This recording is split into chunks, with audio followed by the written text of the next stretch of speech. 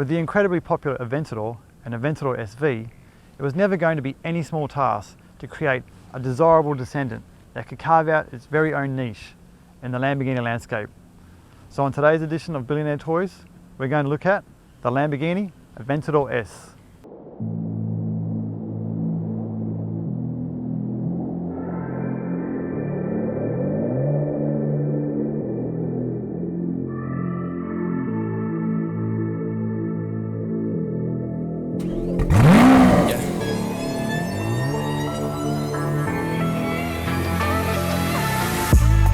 Didn't think you'd expect, never known nothing less just to prove. Know that the truth is the best, but what you keep in check if you lose.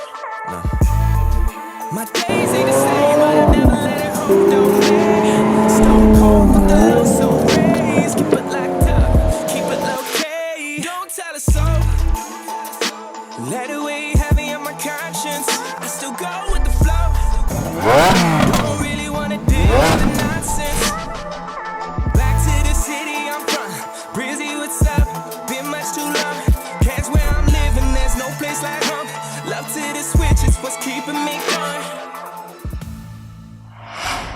Okay, so the Aventador S, what a car. 6.5 litre, naturally aspirated V12, putting out a beastly 740 horsepower. Now that is 40 horsepower more than the previous Aventador and only 10 horsepower shy of the SV. Now I can hear some of you saying, why would I buy this over the SV then if I'm interested in power? Well, I can tell you why. It's called four-wheel steering. Now that is a game changer. At low speeds, the front and rear wheels turn opposite to each other, so it effectively creates a shorter wheelbase and a tighter turning circle.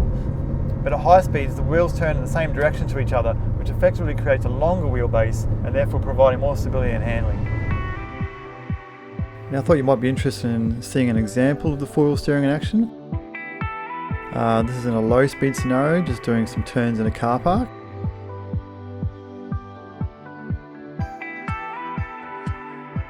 So you'll notice on the right hand side of the car, the leading edge of the wheel is turning outward and kind of protrudes the body line of the car, and on the left hand side you'll be able to see how it's being pulled in from the body.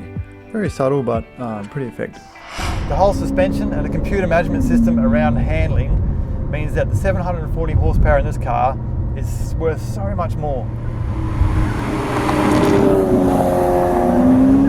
The car feels so much different to a Huracan or to the previous Aventador and the SV. Where you'd find the rear of the SV dance around a bit on corners, with the Aventador S, it's a lot firmer and it sucks you into taking those corners harder and faster. And that is an absolute experience. Okay, so sweeping over the exterior of this car, the Aventador S retains a lot of the unmistakable Aventador DNA. But looking over, there's been changes made to the skin. The front splitter has been modified, and that begins to say that the inspiration was a cross between a shark and a snake. Looking along the car, the side, upper and rear vents have all been modified. So all in all, this car's aerodynamics produce 130% more downforce than the previous Aventador. The car uses 3 settings with the rear wing, with high downforce efficiency improved by over 50%, and a low drag by more than 400% over the first Aventador. Now, I find the mirrors very generous, but you are going to want the reversing camera. It's great, and now it appears right in front of you on the TFT screen rather to the side, like in the previous model. So new TFT screens, new displays, Apple CarPlay, new trim options, options for interior and exterior lighting. This particular spec even has a cup holder back here, which I really like. It's out of the way, you're not going to knock it. A small glove compartment for glasses, etc. And the front storage is pretty generous. Okay, so new, louder exhaust, 20% lighter, just sounds exceptional. But when in strata, it just quietens right down. It's like a little tame baby tiger cub. But even in sport and Corsa, it never gets uncomfortable to listen to. It's not a droney kind of exhaust. It has a lot of dynamic range, which I really like about this car. Now this car, just fantastic when you push it. But what I wanted to know was, could I see myself in this as a daily driver? So Summer and I, we took the bull to the city.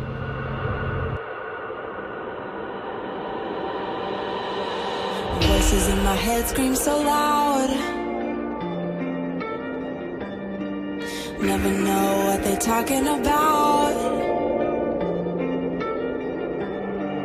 Now I've got you under my skin. I feel it's melting. You got my body feeling things even I can't resist. No, I can't resist. I can't resist. You see me in a different way. I didn't think my heart would let me stay. I can't believe I'm saying this. It's scary. It's scary. You see me in a different way. My love for you is every day. Count my blessings and I sing your praise. For my everything.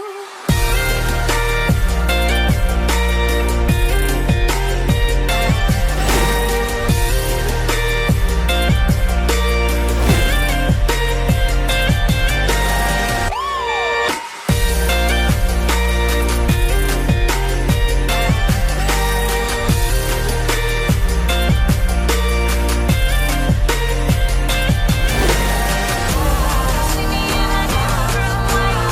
My love for you is every day. Count my blessings and I sing your praise. For my everything. Okay, so let's talk Strata, automatic, peak hour traffic. This car could just be a sedan, apart from the fact that it is a little wider, but I'm completely comfortable with that. And the suspension is obviously going to feel a little bit firmer, but not hard and uncomfortable, just firmer. But I personally don't mind that in a car at all. We have the standard driving modes of Strata, Sport and Corsa, but with the new model Aventador S, we have a new one called Ego. Now this isn't a gimmick. Now Ego mode is obviously for each person to customize and blend the different preferences that they like over the powertrain, steering, suspension. But my hot tip is to have powertrain Corsa, steering Sport and suspension Strata. There really is so much to say about this car, but I feel like hopefully I've covered the basics and given you some sort of an insight into what it's like. The Aventador S is such a unique car in a sea of cars that all seem to be following the current. And I have to admit, there is just something about the fact that Lamborghini keeps their engines naturally aspirated.